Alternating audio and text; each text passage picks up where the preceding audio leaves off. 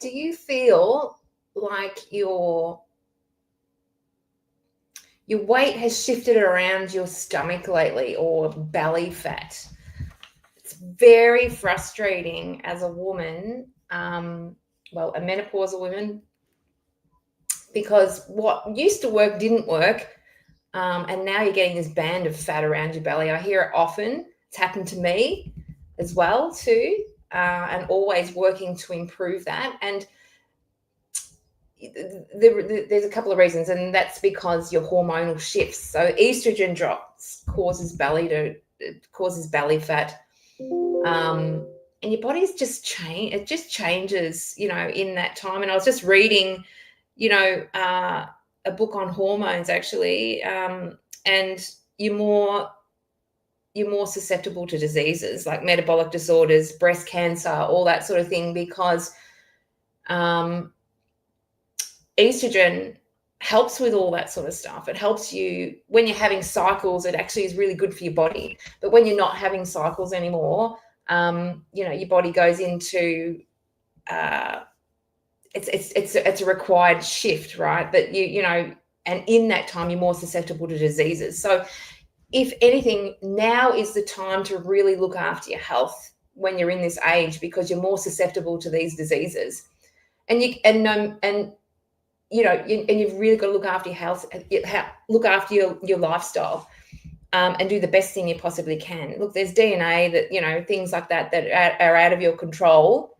But you've really got to carve out some time for your own self. That's all I know. And that estrogen drop not only, affects, weight loss around the belly, it's all these other health parameters it's affecting as well too. High cholesterol can sometimes happen.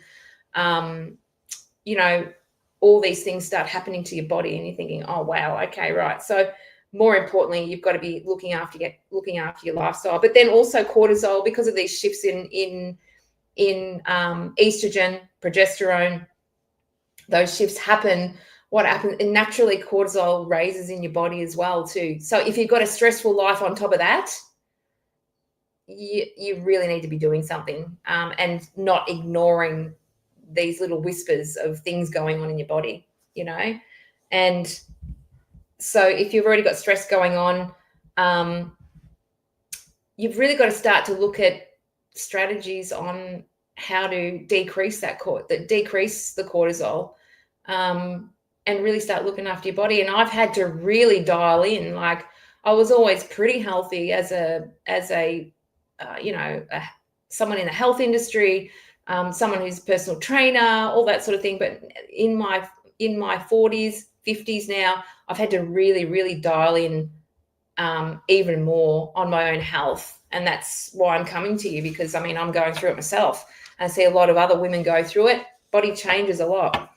But you need a new approach in menopause, because what used to work in your 30s and 40s doesn't work anymore. So, but I've got a few little notes here. Just, you've got to really focus in on your nutrition. So having real food, not processed food, highly palatable foods. We all know the drill, lots of fruits, salads, vegetables, stir fries, all that sort of thing. So real food's really important, but protein's going to be your friend as well too, because when you age, you lose muscle masses at quite a rapid rate as well, and you're more up for osteoporosis, things like that as well too. So having protein in every meal, and is going to be really important to help you with that. Walking decreases the stress or the cortisol.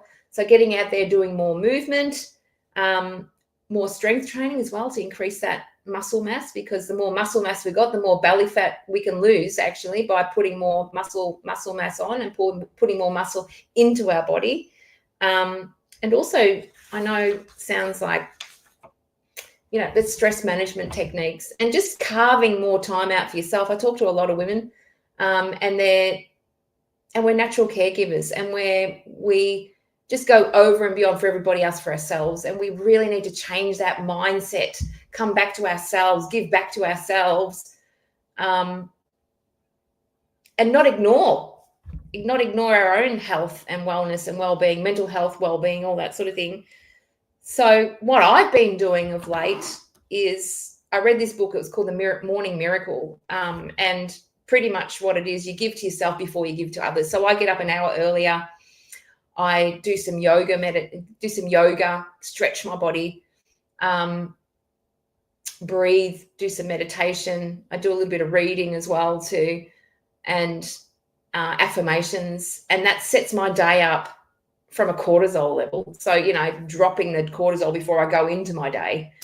Then I do extra exercise during the day. But, really looking at stress management, because not only, and if we keep going the way we're going and, pushing ourselves as women and not coming back in, carving time out for ourselves, you're going to have to make room for not being well or being sick. And you don't want to be sick later on in life because you haven't attended to your own health. So it's even more important to be looking after yourself as we age and going into menopause as well too. And I know it has for me. And but once again, you've just got to set that intention for yourself that, I'm going to start looking after myself. I'm going to start carving out time. I'm going to start making appointments, or making more time for myself, whether that be stress management, whether that be walking, whether that be food prepping, or just really coming in and really looking after yourself, because you don't want those lifestyle diseases, because they're more likely to come at age 50.